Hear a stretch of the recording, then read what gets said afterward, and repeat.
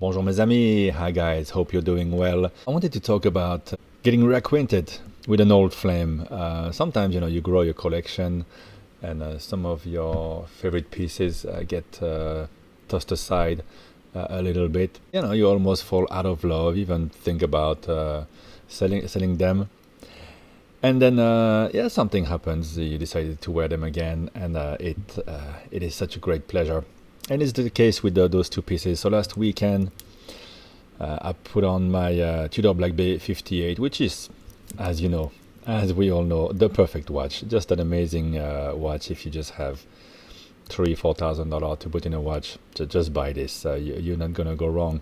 But I acquired the Black Bay ceramics. I was wearing that a lot, and I still do. Very comfortable on the weekend, at night. Can't really scratch it. Unlike this one, which I think wears really well the scratches. But anyway, last weekend I put it on, and I mean, just I love the look at all angles. Here, it's got a very vintage look. I love how slim the case is, the little bevel. I mean, look at this case. I mean, just this is enough to sell you this watch. Wonderful, and with the cool mix of hues on the dial and the red triangle. I mean, the Black Bay 58. It really wears great.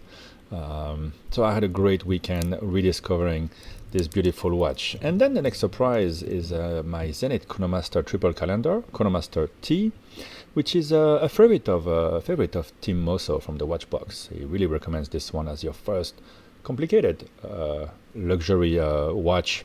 Maybe it can be your only, because as you pay more, is the enjoyment more? We can always debate that.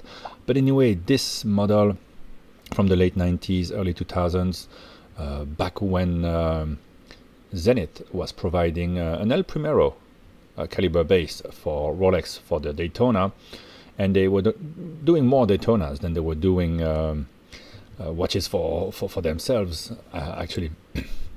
And this one here is the chronometer versions. There are two versions, and I had a bit dismissed it. I had it on the black strap, Cordovan strap, very nice strap, but black on black didn't have the pop. And then I put it on this magic strap, sort of distressed suede that I got at Mr. Chrono here in Hong Kong, Chrono Keeper. And it really rebooted the watch. Such pop. I think it's a perfect combination, because this watch, if you don't want to have a dressy watch, get a sports dress watch. It's a sporty watch. It's a chronograph after all, but also very dressy. It's got that look of the classic Patek watches, and the full calendars. And here it comes in such a great package that is unrivaled. I think in the business, especially at the price point. So for less than $5,000, which is not the retail price, I assume it was higher back then, but now you can pick those up for less than $5,000. You get a watch that's only 38 millimeters of width. It wears great on any wrist. Only 13 millimeters of height. That's including that very cool sapphire glass that has a step to it. Almost two angles there, and then you have the cadrons going around the case, making the case very interesting, very classic, with those sort of double lugs. Very beautiful. You have the case back, and of course inside you have caliber 410Z in this one. The chronometer versions will have some little differences from the non-chronometer versions. Is it important or not? Well, mine is the chronometer version anyway.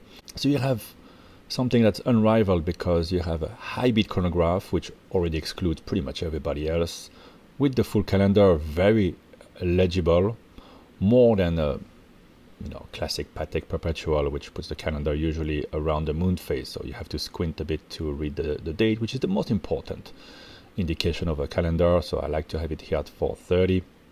Have applied markers, and all in a very tidy package. The past 2 years, let's say, we've seen two interesting releases from Breitling and Jaeger LeCoultre. Breitling came up with the Datora, but inside you don't have the Breitling chronograph as a base. You have it's a third-party movement, a module on top of a Valjoux.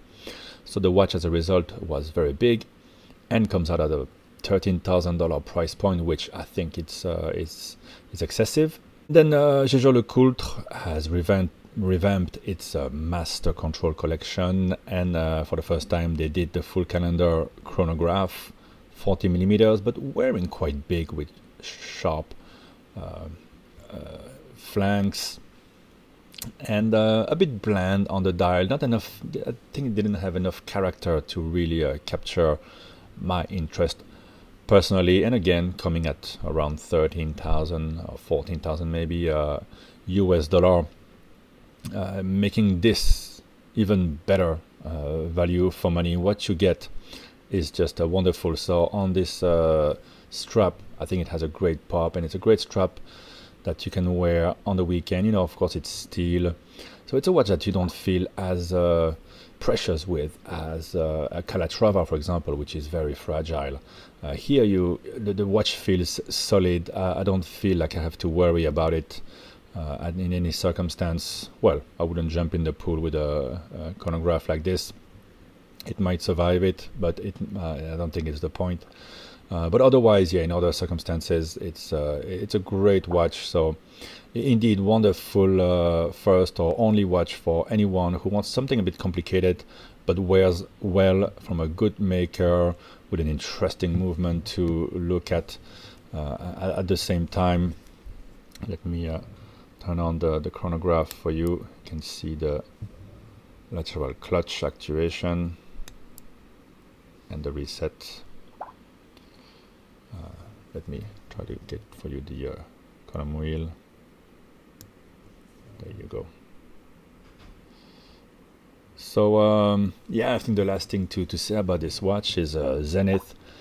If it's not already in the works, I think bring something back.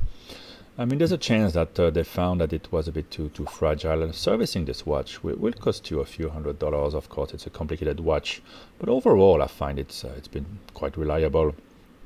Of course, it's using pushers just like Patek is doing, or longer.